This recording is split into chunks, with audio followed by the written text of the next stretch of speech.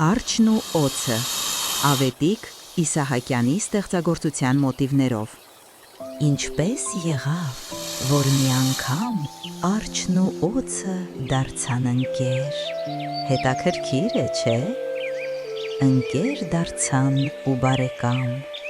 ասացին մեկս քնի, մեկս հսկի, իրար շահենք, իրար պահենք, ընկերովի կյանք վայելենք։ Այսպես ասին, երդվեցին, իրար ազնիվ խոսք տվեցին, օձը արջին, արջը օձին։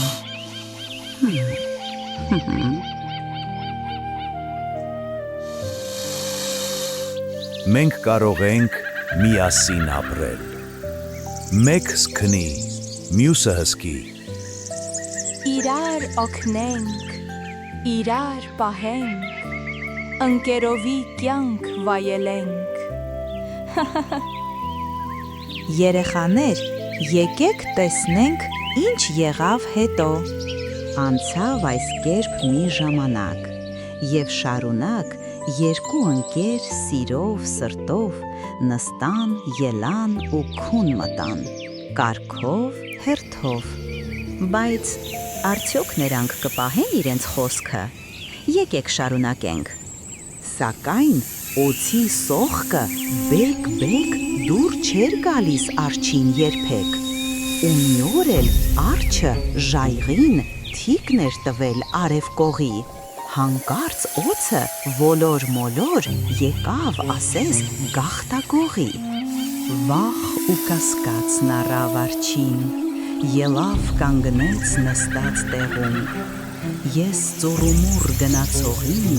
ընկեր լինի թե կաթնախփեր, չէ, չեմ սիրում, ես չեմ ուզում, գոռաց այսպես և թաթն ուժգին դրեց, սեղմեց օձի գլխին, ու մյուս թաթն օձի մարմնով մինչև պոչը քաշեց թափով, ապա մոտիկ հոսող գետին հանձնեց օձի անկենդան դին,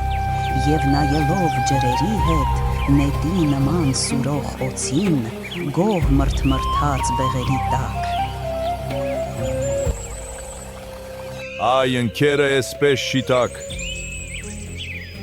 Պիտի լինի, դե շիպ-շիտակ գնա հիմի։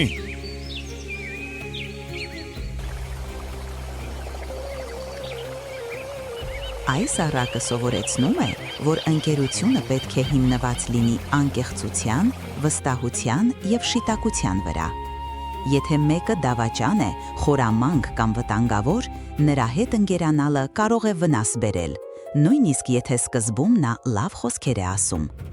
Առակի գլխավոր միտքը ընկեր ընտրելիս պետք է նայել ոչ թե խոսքերին, այլ գործերին ու բնավորությանը։